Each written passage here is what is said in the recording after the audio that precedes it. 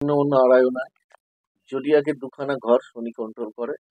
যে ঘরটা হচ্ছে নিজের ঘর ওনার, মকর রাশি এবং কুম্ভ রাশি। আর শনির দৃষ্টি হচ্ছে তৃতীয়, সপ্তম, দশম, যেখানেই থাকুক না কেন সেইখানে।